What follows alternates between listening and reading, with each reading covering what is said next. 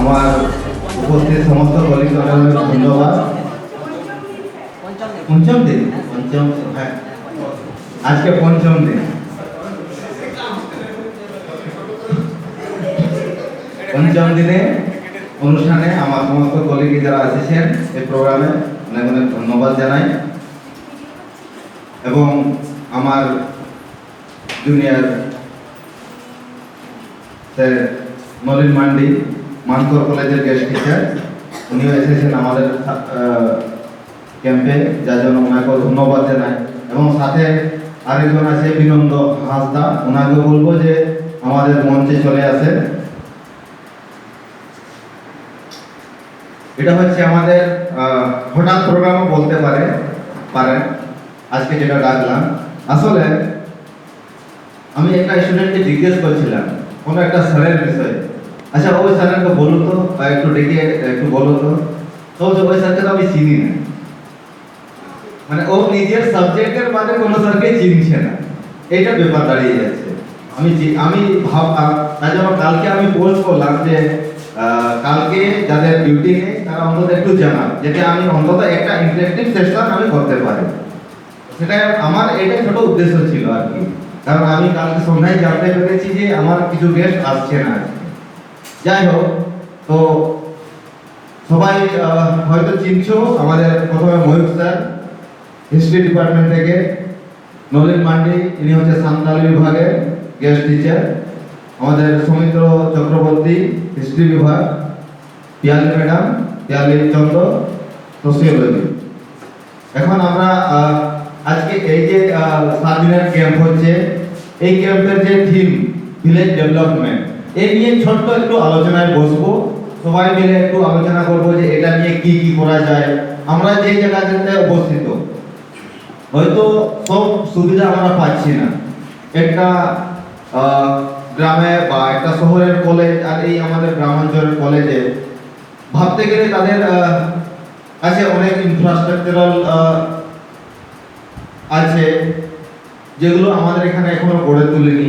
যাই হোক, এই অবস্থায় আমরা একটু এই গ্রামে বা এই চারিপাশে গ্রামের আমরা যদি একটা উন্নয়নের কথা ভাবি, আমাদের পড়াশুনো সাথে সাথে আমরা কি কি করতে পারি, এই নিয়ে সবাই মিলে একটা আলোচনা করবো। যেতে এটা এই আলোচনাতে আরেকটা আমাদের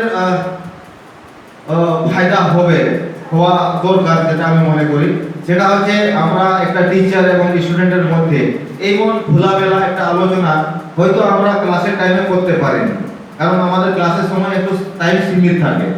আমি আমার ক্লাস 40 মিনিট, আমি 40 মিনিটের বাদে আমি আমার স্টুডেন্টকে ধরে রাখতে পারি না, কারণ ওর অন্য সাবজেক্টের অন্য জায়গায় ক্লাস আছে।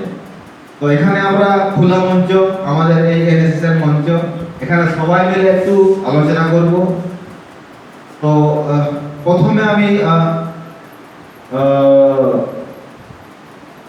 এই মাইক্রোফোনটা তুলে দেব আমাদের ময়ূকদার কাছে। ময়ূক স্যার ইতিহাস বিভাগ থেকে, তো ওনাকে বলবো যে এই ও বলবে, এ তো শুরু করবে এরপর তো বলবে। তো ময়ূক স্যার একটু,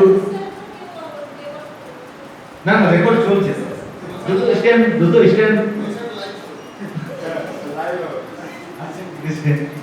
লাইভ করে দিবে। তো ময়ূক স্যার এই গ্রামের বিকাশে নিয়ে, গ্রাম উন্নয়ন নিয়ে একটু ছোট্ট আলোচনা হিসাবে, বেশি বড় না করে আপনি একটু বলুন। নমস্কার, মাননীয় অতিথি, মঞ্চে উপবিষ্ট আমার সহকর্মীবৃন্দ এবং প্রিয় সন্তানেরা, আজকে যেটা বিষয় সেটা হচ্ছে যে গ্রামীণ বিকাশ, তাই তো? আমরা গ্রামাঞ্চলে থাকি, জঙ্গলে ঘেরা একটা জনপদে থাকি। তো দুটো দিকে কথা বলবো। প্রথমত হচ্ছে যে এখনকার দিনে ভারতবর্ষ এবং ইন্ডিয়া, এই দুটি কনসেপ্ট আমরা দেখতে পাচ্ছি সমান্তরালভাবে আমাদের দেশে চলে যাচ্ছে। একটা ভারত যেটা গ্রামাঞ্চল, যেটা অনুন্নয়ন, যেখানে নৃত্যসঙ্গী, আরেকটা হচ্ছে ইন্ডিয়া যেটা শাইন করেছে, যা ঝকঝকে শহর। এবং আমাদের দেশে দুর্ভাগ্যবশত উন্নয়নের মডেলটা, উন্নয়নের মাপদণ্ডটা হচ্ছে শহুরে নাগরিক মাপদণ্ড। সেখানে কংক্রিটের বাড়ি, পিচে ঢালা রাস্তা, এগুলোই হচ্ছে, এবং সেখানে ঝাঁ চকচকে আলো, নিয়ন আলো এবং তাদের জীবনশৈলী, এইগুলো হচ্ছে আমাদের কাছে আদর্শ, এগুলোকে আমরা ছুঁতে চাই। আর অন্যদিকে গ্রামাঞ্চল অবহেলিত, সেখানে অনুন্নয়ন, দারিদ্র, অশিক্ষা, সেখানে এখনো স্বাস্থ্য, ন্যূনতম নাগরিক পরিকাঠামো, নাগরিক পরিষেবা পৌঁছয়নি, সেটা আমরা ছেড়ে আসতে চাই। তাই জন্য আধুনিক ভারতে আমরা দেখব গ্রাম থেকে শহরে পলায়ন হচ্ছে, পালিয়ে যাচ্ছে মানুষ। এটা কি ভারতের সভ্যতার সাথে মানে যায়? ভারতের সভ্যতার সাথে এটা কি অর্থবহ হচ্ছে? এটা কি সামঞ্জস্যপূর্ণ, নাকি এই আদর্শ নিয়ে আমাদের চলা উচিত? যদি অন্য দেশের দিকে আমরা তাকাই, সেখানে কিন্তু গ্রাম এবং শহরের মধ্যে পরিকাঠামোগত, উন্নয়নগত কোনো তফাৎ করা যায় না। তোমরা জানো, ইতিহাসের ক্লাসে প্রায় আমি জিজ্ঞেস করি যে গ্রাম আর শহরের মধ্যে তফাৎ কি? সবাই রাস্তাঘাট, বাড়ি ঘর এগুলোই বলে, বিদেশে এগুলো তফাৎ করা যায় না। সেখানে তফাৎ হয় জীবিকার মাধ্যমে।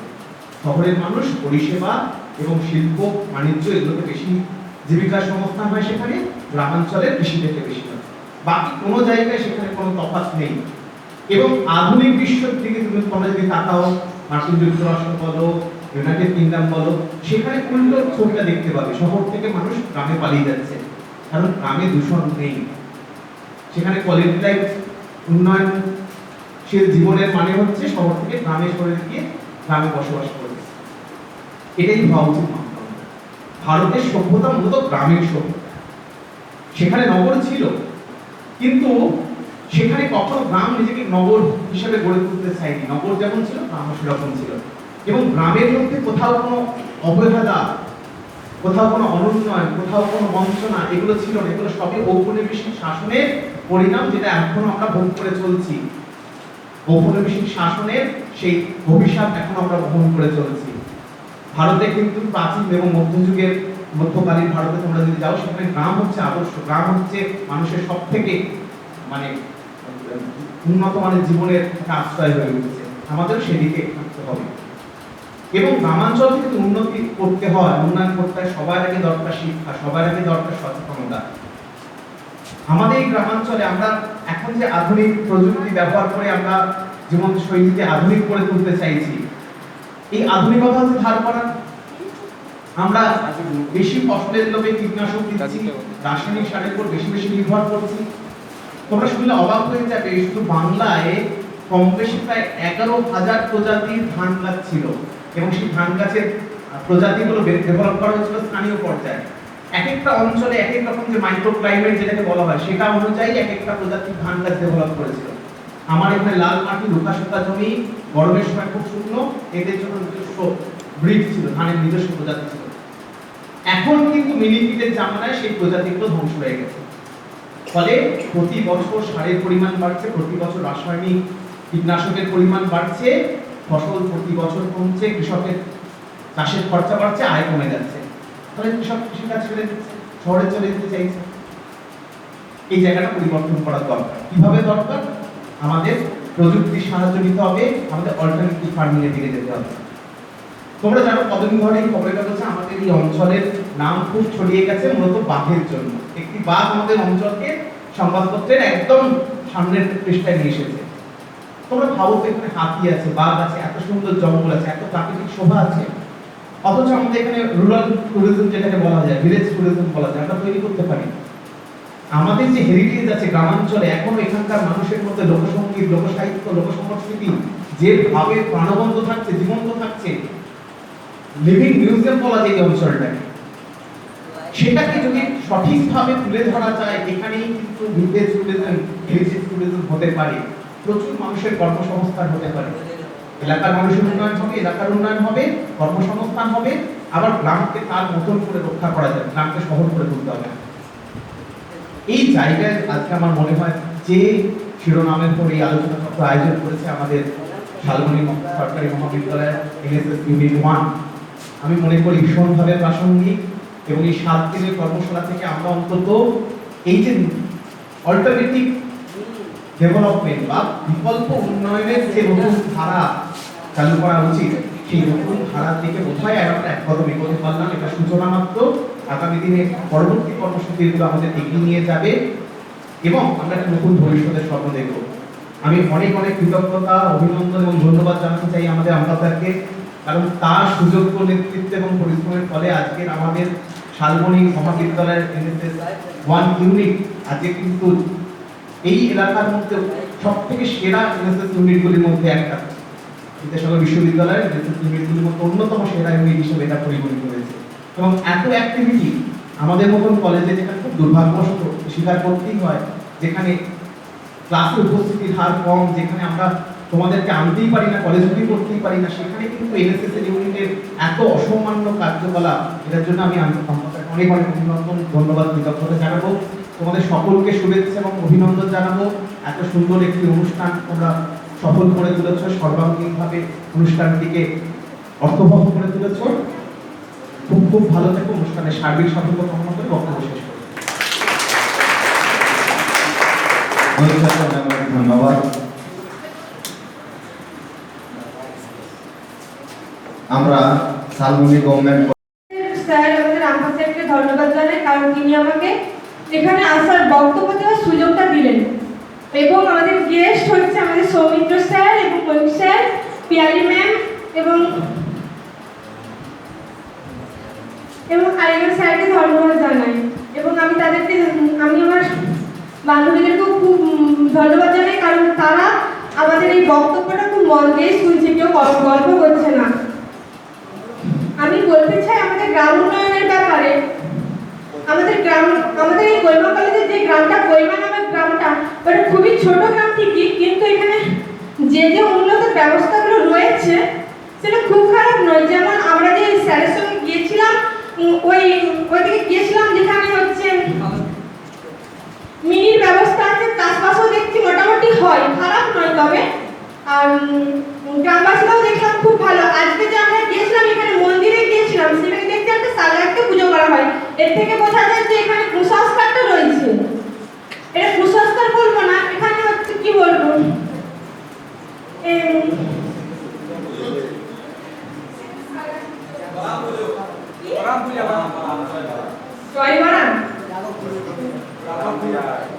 এখানে প্রকৃতিকে মানে পুজো করা হয়, সেটা আমি খুব ভালোভাবে দেখলাম।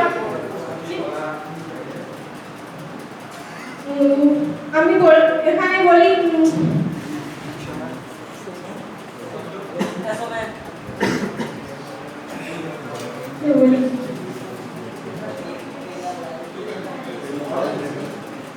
স্যার আমাদেরকে যে সুযোগগুলো দিয়েছে, সেগুলো হচ্ছে স্যার আমাদের কাছে থেকে যে সুযোগগুলো দিয়েছে, আমাদেরকে সার্ভে করতে বলেছিল, কিন্তু আমাদের সময়ের অভাবে সার্ভেটা হয়ে ওঠেনি ঠিকই। কিন্তু আমরা যে মনে মনে ভেবে রেখেছি যে কি করতে হবে আমাদের গ্রাম উন্নয়নের জন্য, সেগুলো আমি কিছুটা বলছি এখানে।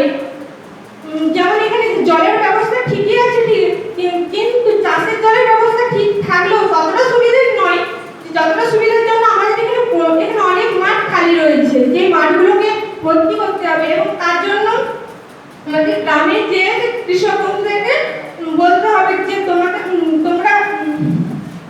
তোমরা কি চাও, তোমরা আসলে চাষ করতে চাও নাকি এভাবে জমিগুলো তোমাদের পড়ে থাকবে।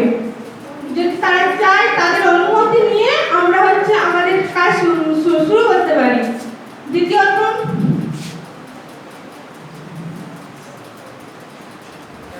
স্যার আমি বলতে পারবো না, রাখছি। এখানে উপস্থিত সকল ছাত্রীদেরকে আমার প্রণাম জানাই। কথা বলে ভালো কথা বলতে পারি, কথা বলতে বিশ্বাস আছে। আমার কর্মা গ্রাম থেকে আমার যা মনে হয়েছে, সেরকম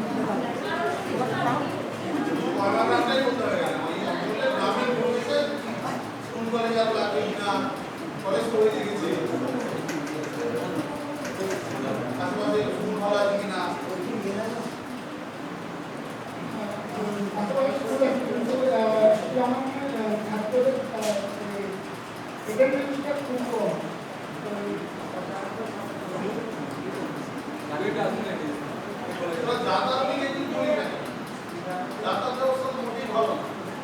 এখানে বাস ছাড়া কিছু উপায় হবে? ডেভেলপমেন্টের মূল জায়গাটা ট্রান্সপোর্ট নিয়ে কিন্তু কথা বলছি না। বাস আর বাস সাইডে না আগে হয়ে যাবে। এমন কি চ্যালেঞ্জেস নমস্কার। উপস্থিত স্যারেদের এবং ম্যাডামকে আমার সশ্রদ্ধ প্রণাম এবং আমার বন্ধু বান্ধবদের আমার ভালোবাসা। আমরা এই গ্রামটাতে সার্ভে করে মানে অনেক সময় গিয়ে যেটা বুঝেছি যে মোটামুটি যেরকম আমাদের আগে কিন্তু এইসব অঞ্চল এতটা উন্নত ছিল না, বর্তমানে অনেকটাই উন্নতি হয়েছে। যখন ছিল না তখনও অনেক মানে বড় বড় বড় পেশার হোক বা যে কোনো দিক থেকে অনেক মানুষ অনেক উন্নতি করেছেন। এখন আরো বেশি সুবিধা হয়েছে। এরকম জায়গায় এরকম একটা কলেজ আমরা পেয়েছি, সরকারি কলেজ। আমরা দরিদ্র পরিবার থেকে এসে আমরা এখানে কম খরচে পড়াশোনা করতে পারছি, যেখানে আমার তো মনে হয় অনার্সে এখানে ফিস এত কম লাগে যে কোনো মেদিনীপুরের কলেজের থেকে অনেক বেশি লাগে, তার থেকে এখানে পড়াশোনা করা অনেক সুবিধা। এছাড়া বাস লাইন আছে, মোটামুটি আমরা সুবিধাটা পাই, ইলেকট্রিক লাইন আছে, মোটামুটি সুবিধাটা পাই। কিন্তু ব্যাপারটা হচ্ছে কালকে স্যার যেটা বলছিলেন যে মানসিকতার প্রচুর অনুন্নত মানসিকতা আছে, শুধু কয়মা গ্রাম নয়, মানে আমাদের পুরো অঞ্চলটা। যে আমরা গিয়ে যেটা বুঝেছি এখনো মানে আমাদের মায়েদের মধ্যে এখানে 18 বছরের নিচে মেয়েদের এখনো বিয়ে দেওয়া হয়। আমাদের বাড়িতেই, আমাদের সবার বাড়িতেই হয়, আমরা দেখি 18 বছরের আগে বিয়ে দিলে কিন্তু মেয়েদের মানসিক এবং শারীরিক দুটো দিকই গঠন হয় না সম্পূর্ণভাবে। তো আমরা যদি একটা মেয়েকে তার জীবনের অভিজ্ঞতা হওয়ার আগেই তাকে বিয়ে দিয়ে দিলাম, তো পরবর্তীকালে সে যখন কোনো সন্তানের জননী হবে বা হবেন, সে তো তার সন্তানকে সঠিক শিক্ষাটা মোটেই দিতে পারবেন না, এটাই স্বাভাবিক। তো সেই ক্ষেত্রে মনে হয় যে আমাদের বাড়ির মায়েদের বা গার্জেনদের বোঝাতে হবে এবং আমরা যে বড় হচ্ছি আমাদের সঠিকভাবে শিক্ষিত হতে হবে। এখানে তো আমরা কলেজে আসছি ঠিকই, কিন্তু অ্যাকচুয়ালি শিক্ষিত আমরা হচ্ছি না, যেটা স্যাররা কালকে বলছিলেন যে এটা খুব ঠিক কথা।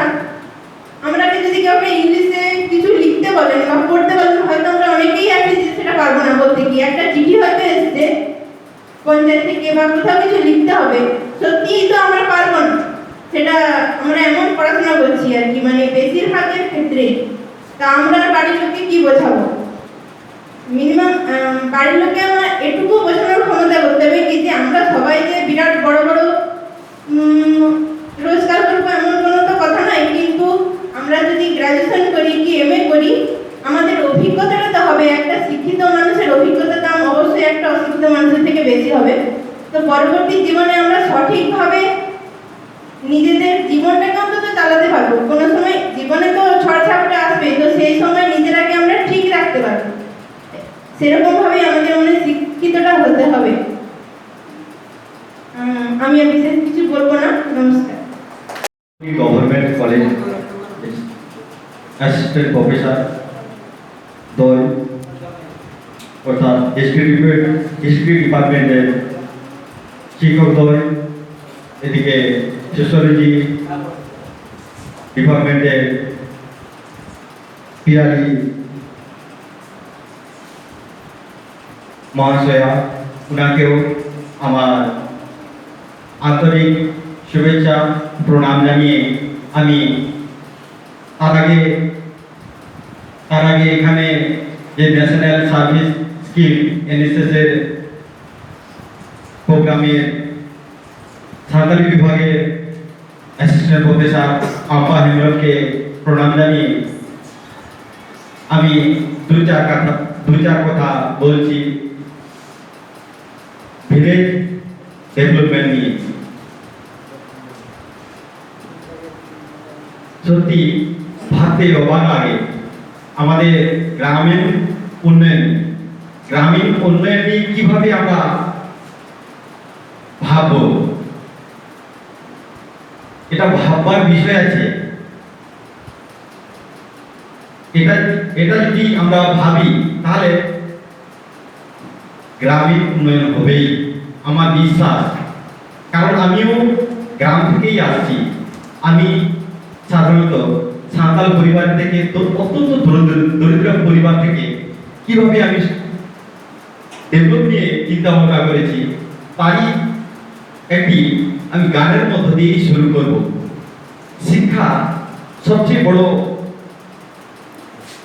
এমন একটি মাধ্যম যেটার মাধ্যমে আমরা এই গ্রামীণ উন্নয়ন করতে পারি। এখানে ভীমপুর মিশন অনেক মিশনারির অবদান রয়েছে, গ্রাম নিয়ে চিন্তা ভাবনা করেছেন। তার মধ্যে আগস্ট এবার উনি কিভাবে এই শিক্ষা থেকে, স্বাস্থ্য থেকে, খেলাধুলার ক্ষেত্রে, বিভিন্ন ক্ষেত্রে যে উন্নয়নের কথা বলেছেন, মিশনারিরা বলেছেন, তা আমি পড়াশোনা করে বুঝতে পেরেছি। এবং বাস্তব আমিও স্ট্রাগলের মাধ্যমে আমি আর বাড়ি থেকে যখন আসি তখন ওই যে বললেন, স্যার বললেন রাস্তাঘাট, সত্যি আমি যখন আসি সাইকেল দিয়ে আসি। এখনো আমাদের গ্রাম, প্রত্যন্ত গ্রামে যা সাইকেল থেকে বাসে, বাসে থেকে এখানে আসছি, তো আসতে কত সময় লেগেছে। সেদিক থেকে যদি রাস্তা যদি ভালো না হয়, এটা রাস্তা কখনো কখনো আমরা বলি না সরকারের সহযোগিতা আমরা চাই না, কিন্তু এটাও যদি আমরা উন্নয়নের কথা চিন্তা করি, নিজেরাও তৈরি করতে পারি ওই রাস্তা। যে রাস্তার মধ্যে আবর্জনা রয়েছে, যে রাস্তার মধ্যে হয়তো ভাঙা অবস্থায় রয়েছে, খানা ডোবা রয়েছে, সেগুলি আমরা সোশ্যাল ওয়ার্কের মধ্যে অর্থাৎ এনএসএস প্রোগ্রামের মাধ্যমে এই শিক্ষাই আমরা দিচ্ছি। যে শিক্ষার মাধ্যমে আমরা ওই মানবিকতা, ওই মানসিকতা তৈরি করতে আমরা উদ্বুদ্ধ হব। আজ থেকেই আমরা শুরু করব যে আমরাও চেষ্টা করলে ওই গ্রামের ডেভেলপ নিয়ে চিন্তা ভাবনা করে হয়তো আরো উন্নত হবে। আমার আগে স্যার বললেন এবং দুজন স্টুডেন্ট বললেন, তারাও বললেন যে ডেভেলপের কথা যেভাবে চিন্তা ভাবনা করা, সে সঙ্গে একবারে একটা কথা বলা আছে, নট মি বাট ইউ। এখানে এই কথা বা নিচে গিয়ে একবার পুরা যে কোনো কাজের সঙ্গে সংযুক্ত হওয়া, ধরো অতটা উন্নতি করতে পারবো না, কিন্তু আমি নিজে যতটুকু জানি আমার মাতৃভাষার মাধ্যমে, বাংলায় হোক, ইংলিশ হোক, চাই সাঁওতালি হোক, আমি তো যতটুকু আমার জ্ঞান রয়েছে বা আমার বিদ্যা আছে, সেই বিদ্যাগুলি কাজে লাগাবো। তাহলে অবশ্যই হবে সেই আমাদের গ্রামীণ ডেভেলপমেন্ট হবে। গ্রামীণ ডেভেলপমেন্টের প্রথমেই আসে সেই শিক্ষা ব্যবস্থা। সেই শিক্ষার ব্যবস্থা আগস্ট এবার কি বলেছিলেন, এটা আগে আমরা গানের মধ্য দিয়ে শুনি একটু, তারপরে আবার আমাদের মধ্যে ডিসকাস হবে। তো গান করার পূর্বে একটু জল খাই। জল যদি কারো কাছে আছে তাহলে ভালো হতো, কারণ আমিও বাংলা বলতে অভ্যস্ত নই, কারণ আমি সাঁওতালি ভাষায় পড়াই। সেক্ষেত্রে অনেকটা বাংলা বলতে অসুবিধা হচ্ছে। তাই একটু গানের আগে গানের সুর যদি আসে সেই জলের মধ্যে দিয়ে, জলই আমাদের জীবন। আর সেই জল যদি নোংরা থাকে, সেই জলের পরিবেশে যদি ডেভেলপমেন্ট না থাকে গ্রামের মধ্যে, তাহলে উন্নয়ন হবে না। তাই আমরা সেই শিক্ষার আগে আমরা সেই সঙ্গীতের মধ্য দিয়ে আমরা যাব।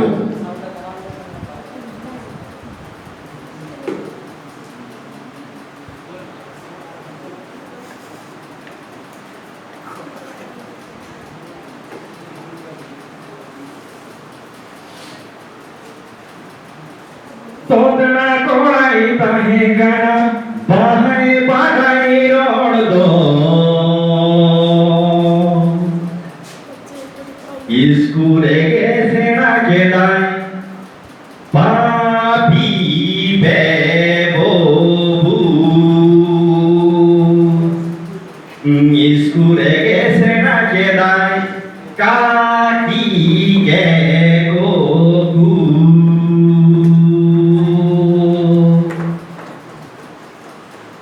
তোদনা কোড়াই তাহে গানা বাহাই বাহাই রড়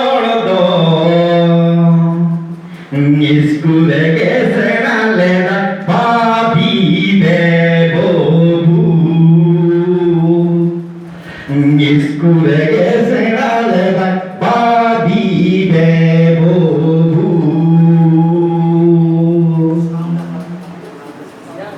দুধি কুড়ি তাহে কানা বাহায় বাদায় অলদ স্কুলে গেছে নালে ভাই দাদি বে দদু স্কুলে গেছে নালে ভাই মামি মে মো কি বুঝতে পারলে বলো কিছু বলো না না না না না কেউ হয়তো বুঝতে পেরেছো কেউ হয়তো বুঝতে পারোনি তাহলে আমি বাংলায় একটু বলি হ্যাঁ তোতলা ছেলে ছিল এক জানতো না সে কথা বলা তোতলা ছেলে ছিল এক জানতো না সে কথা বলা স্কুলেতে শিখিল সে পাবিবে ববু স্কুলেতে শিখিল সে কাকি কে গবু বোকা মেয়ে ছিল এক জানতো না সে লেখালেখি বোকা মেয়ে ছিল এক জানতো না সে লেখালেখি স্কুলেতে শিখিল সে দাদি বে দদু স্কুলেতে শিখিল সে মামি মে মো স্কুলেতে শিখিল সে মামি মে মো স্কুলেতে শিখিল সে মামি মে মো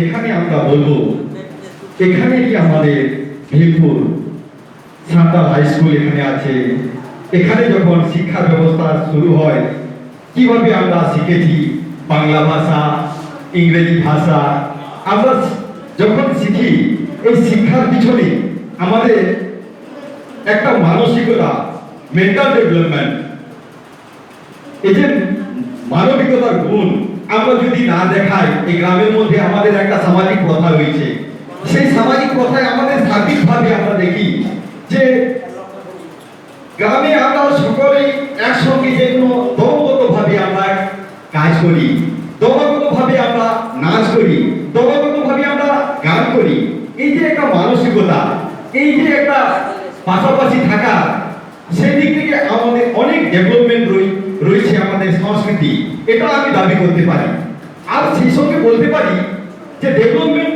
এখন সেই দিক থেকে যদিও উন্নত দাবি করছি একদিকে আমাদের ধ্বংসের মুখে আমরা আসছি কারণ এটা পশ্চিমী দাপট সংস্কৃতির দাপট বা অন্যান্য সংসঙ্গে আমরা পিছনে আসছি যে শিক্ষা ব্যবস্থা কিভাবে আমাদের স্কুলে বলো আমাদের গ্রামে বলো আমাদের গ্রামে আমরা এতটা শিখেছি কিন্তু আমরা গ্রামের যে শিক্ষা ব্যবস্থা চালু করবো ফ্রি কস্ট টিউশনে পড়াবো এতটা শিক্ষা গ্রহণ করেছি অথচ আমরা এই মানবিকতা দিক থেকে আমরা সরে যাচ্ছি আমার এত সময়ের অভাব একটু সময়ের না দেওয়ার জন্য আমার গ্রামের পরিবার থেকে যে ভাই পাশে যে বোন যে একটু শিখবে সেই মাতৃভাষাই হোক বাংলা ভাষাই হোক আর ইংরেজি হোক আমরা যদি ইংরেজি শিখি তাহলে আমরা অনেকটা ডেভেলপমেন্টের দিকে আমরা যেতে পারি কিন্তু আমরা কথা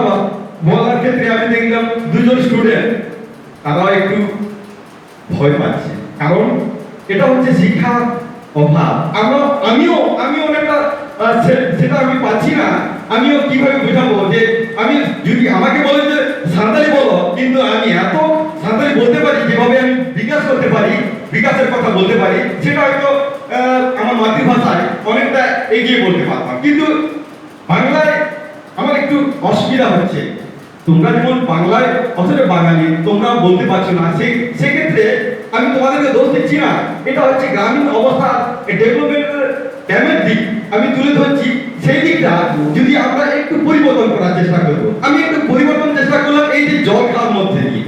জলের মধ্যে একটু জীবন রয়েছে, সেই জলকে কিভাবে আমরা শিক্ষা গ্রহণ করছি, সেই জল যদি আমরা পরিষ্কার পরিচ্ছন্ন রাখি, যদি ডেভেলপমেন্ট করতে চাই, তাহলে আমাদের এই যে একটি বোন আমাকে বললো যে শিক্ষা ব্যবস্থা, সে শারীরিক মানসিক দিকে কিভাবে শিক্ষা পেলে সে ডেভেলপমেন্ট করতে পারবে। যদি সেদিকে যদি ডেভেলপমেন্ট না হয়, এবং আমি আবার লক্ষ্য করবো এই যে খেলাধুলা, এবং খেলাধুলার ক্ষেত্রে মাঠ সেরকম পরিবেশ যদি আমরা পাই, খেলাধুলার দিক দিয়েও ডেভেলপমেন্ট করা যায়। এবং আমার আরেকজন ছাত্রী আমাদের বললো যে এরকম কুসংস্কার, গাছকে পুজো দিচ্ছে, এটা কিন্তু আমি মনে করছি যে কুসংস্কার নয়, এটা হচ্ছে আমাদের প্রকৃতিকে পূজা দিচ্ছি, তাদেরকে খুশি করার জন্য। আমরা যখন গাছে উঠি তখন আমরা প্রণাম জানাই গাছকে। আমাদের ওই পাথর বা মাটি, এখানে সবকিছু আমাদের প্রকৃতিকে আমরা ঠাকুর দেবতার মতন মনে করি।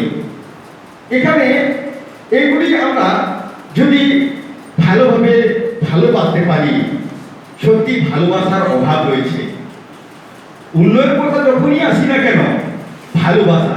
আমি পাশের গ্রামের একটি ছেলে বা একটি মেয়ে যখনই উন্নত জায়গায় চলে যাচ্ছে, কিন্তু আমরা ভুলে যাই যে এই যে অনুন্নত গ্রামের কথা আমরা যদি চিন্তা ভাবনা করি, কোন ভাই বোনের কথা চিন্তা ভাবনা করি, আমি অনেক ক্ষেত্রে কি করি,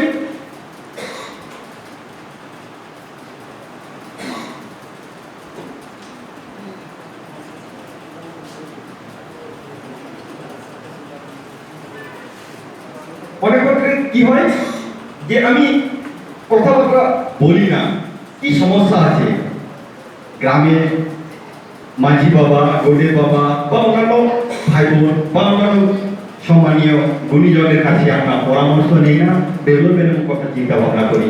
আশা করি এই এনএসএস প্রোগ্রাম যেটা আমরা সার্ভের মাধ্যমে যাচ্ছি, আমরা জানতে চাইবো কিভাবে তারা আছে স্বাস্থ্যর দিক থেকে, চাষবাসের ক্ষেত্রে, পশুপালনের ক্ষেত্রে, এগুলির আমরা একটু একটু যদি চিন্তা ভাবনা করি, আশা করি ডেভেলপ হবে। আর সেদিক থেকে আমি বলছি না, বেশি কথা না বাড়িয়ে আমি শেষ করতে চাইছি যে একটি গানের মধ্য দিয়ে। গান হবে তো?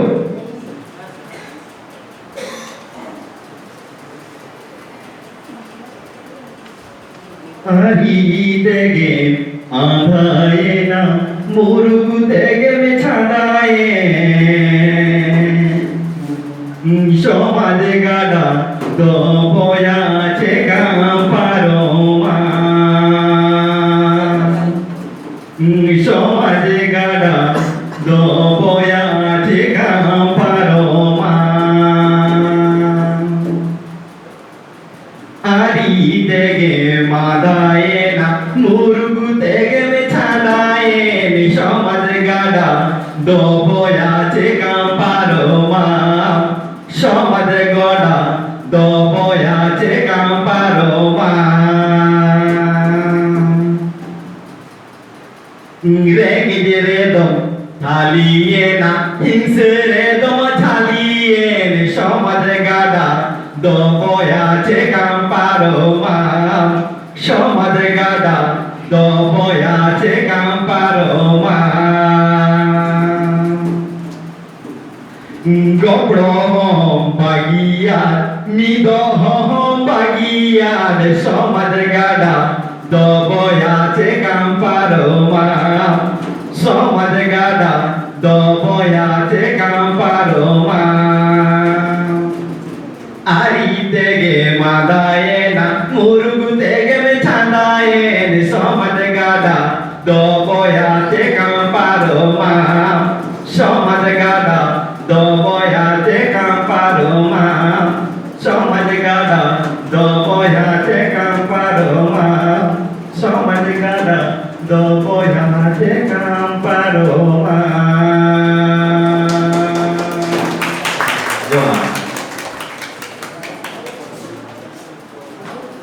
অরুণ মান্ডিকে অনেক ধন্যবাদ। আমার তো অনেক ভালো লেগেছে, তোমাদেরকে কেমন লেগেছে বলতে পারছি না, তোমার চেহারা দেখে মনে হচ্ছে অবশ্যই ভালো লেগে থাকবে। এখন আমি অমিত স্যারকে দু কথা বলতে বলবো, বেশি না, দু কথা বলে আমরা এই সেশনটাকে শেষ করব। বসে বলছি, হ্যাঁ, সমস্ত শিক্ষক যারা আছেন তাদেরকে আমার অভিনন্দন, এবং ছাত্রছাত্রীরা বেশ সেজে বুঝে এসছে, ক্লাসের থেকে উপস্থিতির হার বেশি, এটা দেখে ভালো লাগছে। হ্যাঁ, ক্লাসের উপস্থিতির হার একটু এরকম হলে ভালো হয়। আর এনএসএস ক্যাম্পটা এবারে বোধহয় আমাদের একটু লেটে হলো, তার কারণ একটু টাকা পয়সা আসার ব্যাপার আছে, অনেক ফর্মালিটিস আছে যেগুলো কি করতে হয়, ক্যাম্পাসের ইচ্ছেগুলোই করতে পারেন না। ফাইনালি তোমরাও লাকি যে এই বছর করা গেছে, আবার আশা করছি পরেরবারও করা যাবে। এবারে টিম ভিলেজ ডেভেলপমেন্ট, গ্রাম উন্নয়ন, প্রত্যেকবারই আমার সাথে খুব ভালো ভেবে কিছু না কিছু একটা টিম বার করেন, এবারও খুব ভালো। এটা নিয়ে মহিত শুরুতেই বললেন, হ্যাঁ, খুব বেশি বলার কিছু নেই। আমি ইতিহাস ক্লাস যারা আমার কাছে করে, এখানে আছে বহু লোক আছে যারা ইতিহাস অনার্সের ছাত্রী আছে, পাশেও আমার সঙ্গে ক্লাস করে, তাদের পড়াতে গিয়ে বলি, মহিত স্যার বলছিলেন যে ভারতীয় সভ্যতা মূলত গ্রামীণ সভ্যতা। সেটাকে যদি আরেকটু পরিষ্কার করে বলা যায়, সেটা হচ্ছে যে গ্রামীণ সভ্যতা তো বটেই, সঙ্গে নগর সভ্যতাও বটে, কিন্তু প্রত্যেকটা নগর সভ্যতার মেরুদণ্ড হচ্ছে গ্রাম। একেবারে পুরোনো দিন থেকে প্রাচীন সভ্যতা থেকে শুরু করে একদম আধুনিক যুগ, তার উত্তরণ, শিল্প বিপ্লব, ইউরোপের আধুনিকতা, সেখান থেকে উপনিবেশের হাত ধরে ভারতবর্ষে আসা, এই সমস্ত কিছুর পেছনে গ্রাম। আমরা বারবার করে পড়িয়েছি, যখন প্রাচীন সভ্যতা পড়াই, তখন এদের পড়াই, বলি বারবার করে, ধারণাটা পরিষ্কার করা ইম্পর্টেন্ট, ইতিহাসের তথ্য জানাটা ইম্পর্টেন্ট নয়। ধারণাটা পরিষ্কার করা এই কারণে ইম্পর্টেন্ট যে ধারণার কথাই আমাকে এখানে বলতে হচ্ছে যে প্রাচীন ভারতবর্ষে, শুধু যদি ভারতবর্ষটাও দেখি, সেখানে সবচেয়ে বড় নগর সভ্যতা সিন্ধু সভ্যতা, ভারতবর্ষের প্রাচীনতম সভ্যতা। তার পিছনে এবং পরবর্তীকালে যত শহর, যত নগর গড়ে উঠেছে সারা ভারতবর্ষ জুড়ে, সভ্যতার যত ধাপ এগিয়ে গিয়ে হয়েছে, তার সেই ওদের বোঝাতে গিয়ে বারবার করে বলি যে শহরে সেই সময় তারা থাকে প্রধানত বণিকরা, যারা ব্যবসা করছে, কারিগররা, যারা শিল্প করছে, কুটির শিল্প করছে, তারা প্রধানত তারা সেই সময়, এবং তারা সরাসরিভাবে কেউই উৎপাদন ব্যবস্থার সঙ্গে যুক্ত নয়, তারা নিজেদের খাবারটা নিজেরা তৈরি করে না। বিবর্তনের এমন জায়গায় এসে, অর্থনৈতিক বিবর্তনের এমন জায়গায় এসে শহর গড়ে উঠতে পারে। একটা শহর যদি যে কোনো রাষ্ট্রের, যে কোনো সভ্যতার, যে কোনো সময়ের এগিয়ে থাকার প্রতীক হয়, তাহলে সেই শহরটা গড়ে উঠতে পারে যখন গ্রামে বসবাসকারী কৃষকরা সেই শহরে বসবাসকারী লোকজনের পেটে খাওয়ার জোগাড়টা দিচ্ছে। সুতরাং এইভাবেই, যেটা আমাদের বারবার বলি আমি বিভিন্ন সময়, সুতরাং যে কোনো নগর সভ্যতা যে কোনো সময়, এবং যখন ইউরোপের আধুনিক যুগ শিল্প বিপ্লব হয়েছে, তার ভিত্তিটা তৈরি করেছে ইউরোপে হয়ে যাওয়া কৃষি বিপ্লব, এগ্রিরিয়ান রেভলিউশন, বিরাট, তার যে বাড়তি উৎপাদন, সারপ্লাস প্রোডাকশন, তার উপর দাঁড়িয়ে। সুতরাং সভ্যতাটাকে এগিয়ে নিয়ে যেতে গেলে, ভারতবর্ষকে এগিয়ে নিয়ে যেতে গেলে, আমাদের এগিয়ে যেতে গেলে সবচেয়ে ইম্পর্টেন্ট আমার ধারণা, যেরকমভাবে প্রযুক্তি এবং ইন্ডাস্ট্রি তার ক্রমশ পরিবর্তন হচ্ছে, উন্নতি হচ্ছে, এই যে পুঁজিবাদী সমাজ ব্যবস্থা তার হাত ধরে এবং শহরের উন্নতি ঘটছে, সেই রকমই দাঁড়িয়ে গ্রামের উন্নতি, ডেভেলপমেন্ট হচ্ছে সার্বিকভাবে একটা সার্বিক অর্থে আমি বলছি, শুধুমাত্র অর্থনৈতিক উন্নতি, সামাজিক উন্নতি এমনটা নয়, সার্বিকভাবে উন্নতির কথা বলছি, যেটা এখনো সভ্যতাকে এগিয়ে নিয়ে যেতে গেলে, এখনো আমাদের রাষ্ট্র ব্যবস্থাকে এগিয়ে নিয়ে যেতে গেলে, সেটাকে আরো জনকল্যাণমূলক করতে গেলে তার প্রধান মাপকাঠি হওয়া উচিত গ্রামের উন্নয়ন। যে ধরনের এই স্কুল কলেজ স্থাপনের মতো উন্নয়ন আমরা দেখছি, আমরা লালগড়ের পাশে আমাদের একটা কলেজ আছে, এখানে একটা কলেজ হয়েছে, এখানে কলেজ থাকাটা ভালো ডেভেলপমেন্ট, কিন্তু কলেজের পাশাপাশি কলেজকে কেন্দ্র করে আরো বেশি উন্নয়ন এই আশেপাশে নিশ্চিতভাবে আমরা যত মনে করছি, আমরা সেই স্কুলটা ছেড়ে আসি বোধহয় ভালো স্কুল সাতপাটি, হ্যাঁ, সাতপাটি পিরাকাটাতে একটা স্কুল আছে, এবং এই চত্বরেও ঝিটকাপুর, তার পরবর্তী 10 কিলোমিটার 12 কিলোমিটারের মধ্যে সেই অর্থে নাম করা স্কুলগুলো কিছু নেই, এবং সেই পিরাকাটা বা তার দূর থেকে অনেক ছেলেপুলেরা আমাদের এইখানে পড়তেও আসে, সবসময় আসে, মেদিনীপুর থেকেও আসে, মেদিনীপুর থেকেও আসে। সুতরাং এই ডেভেলপমেন্টের, এই কলেজকে কেন্দ্র করে ডেভেলপমেন্টের অনেক স্কোপ আছে, আরও অনেক জায়গা আছে। এই চত্বরে আরও দোকানপাট বাড়া, হ্যাঁ, যাতে সেটা আর কি এই কলেজকে কেন্দ্র করে আরো ক্যান্টিনের ব্যবস্থা করা, হ্যান ত্যান এসবগুলো তো আছেই। এই ধরনের ব্যাপার আছে। আর গ্রাম, এই স্কুল কলেজ এই ধরনের ডেভেলপমেন্ট আছে, অর্থনৈতিক ডেভেলপমেন্ট। আমি বলে দিলাম যে শুরুতেই বললাম যে উৎপাদন যত বাড়বে গ্রামে, শহরের সভ্যতা তত পুষ্ট হবে, তত শক্তিশালী হবে। সুতরাং সেখানে কিভাবে বাড়বে সেটা রাষ্ট্র দেখবে, সমাজ দেখবে, নিজেরা গ্রামের যারা লোকজন আছে তারা দেখবে, তাদের আধুনিকতা ক্রমশ ঢুকছে, কিভাবে উৎপাদন বাড়ানো যেতে পারে, উৎপাদনের বৈচিত্র্য কিভাবে আনা যেতে পারে সেটাও যেমন দেখবে। পাশাপাশি একটা খুব গুরুত্বপূর্ণ দিক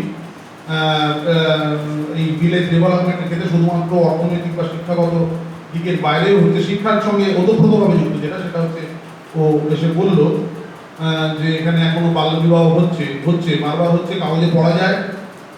ভিডিও এসে বন্ধও করেছে। লাস্ট বছরে আমি শুনেছি লালগড় গ্রামে এসে ভিডিও এসে একটা 15-16 বছরের মেয়েকে বিয়ে দিচ্ছিল, সেটা বন্ধ করেছে। সুতরাং সচেতনতা, সামাজিক শিক্ষাগত সচেতনতা, কুসংস্কার মুক্তি।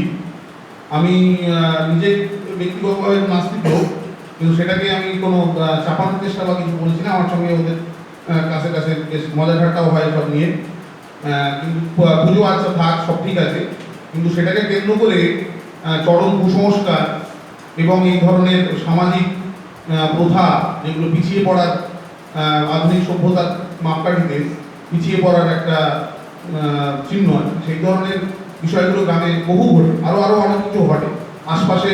আমি ওই মানে ডাইনি হত্যা এই ধরনের ঘটনাও আমি ওদের মুখেই শুনছিলাম আর কি, যে কোনো হাসির একদমই ব্যাপার না, খুব মানে অত্যন্ত সিরিয়াস ব্যাপার। সিরিয়াস ব্যাপার মানে বাল্য বিবাহ থেকেও সিরিয়াস ব্যাপার।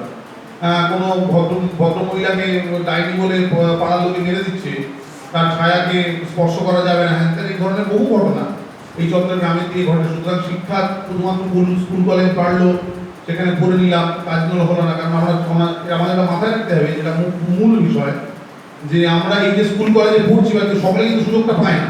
সুতরাং সুযোগটা আমরা যারা পাচ্ছি, যারা মানে প্রিভিলেজ, যারা আমরা যথেষ্ট আমরা সুযোগ পাচ্ছি বলে এই স্কুল কলেজে পড়তে পারছি, এই জায়গাটা হচ্ছে আমরা কন্টিনিউয়াসলি বাড়ি থেকে জন্মের পর থেকে মা বাবা, বাড়ি এবং স্কুল কলেজ থেকে আরম্ভ করে ইউনিভার্সিটি পর্যন্ত আমরা সমাজ থেকে শুধু নিই।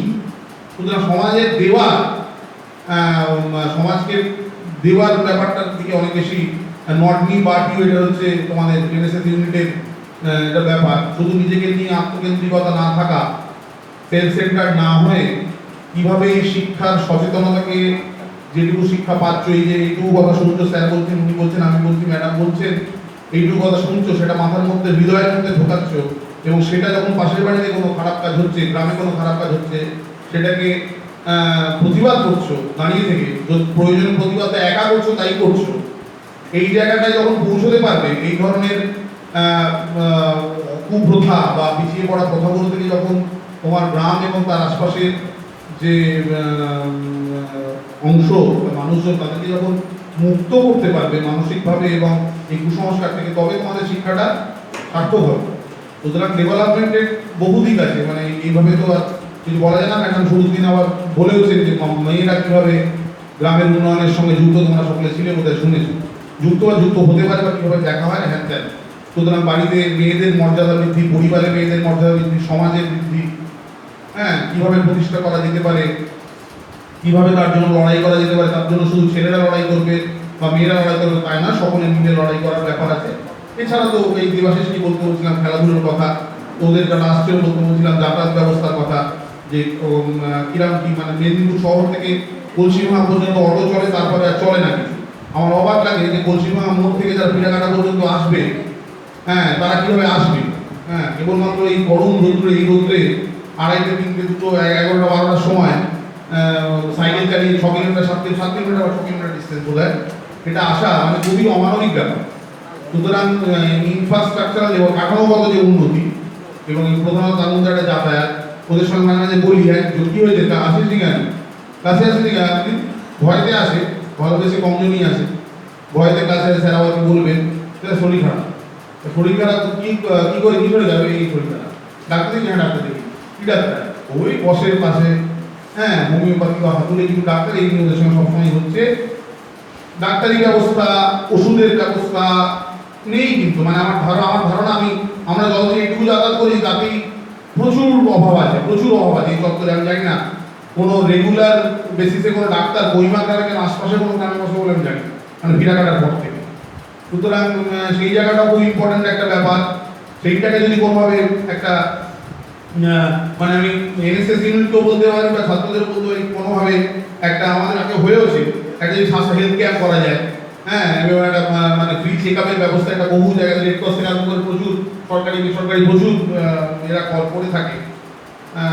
সুতরাং সেইটা যদি করা যায় এবং তোমরা যদি পাড়ায় সেটা রক্তদান শিবিরের মতো হেলথ চেক আপ পাড়ায় যদি অনুষ্ঠিত করতে পারো। তোমাদের কলেজে এটা হলো একটা থ্যালাসেমিয়া সেটা হয়েছে এবং বহু ছেলেরা উপকৃত হয়েছে।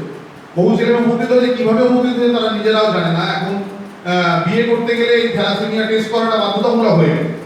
হ্যাঁ, সেইটা এনএসএস ইউনিট বছর 2 আগে করেছে, সেটা টেস্ট করেছে। যাদের একবার টেস্ট হয়ে গেছে তাদের মতো বিয়ের আগে টেস্টটা করতে হবে না, তারা ফ্রিতে এই চেক আপটা করার সুবিধাটা পেয়েছে।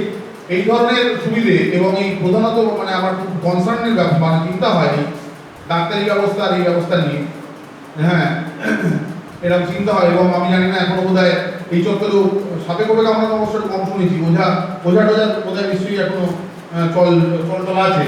হ্যাঁ, ওঝা ঠান্ডা এই সব চলটলা আছে। সুতরাং এই বিপদ থেকে বাঁচতে হবে। হ্যাঁ, শুধুমাত্র স্কুল কলেজে পড়ে গিয়ে চলে গেলাম, কি করে চলে গেলাম, কোনো সমাজে অবদান থাকলো না, কাউকে কিছু বোঝালাম না, কাউকে কিছু শেখালাম না, নিজে কিছু শিখলাম না, শিখে সেটা সমাজে পরিবারে সমাজে দিলাম না, এটা খুব বিপদ।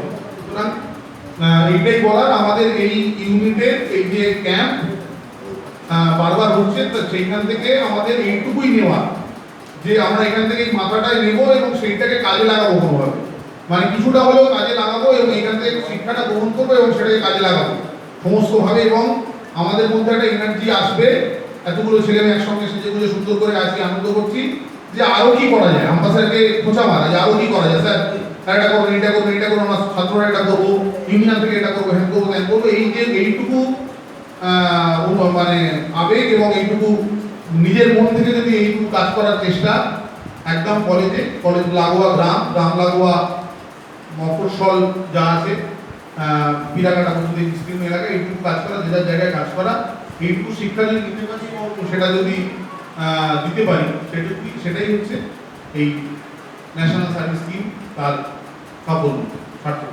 ধন্যবাদ। অনেক ধন্যবাদ, অনেক আইডিয়া আমাদেরকে দিলেন।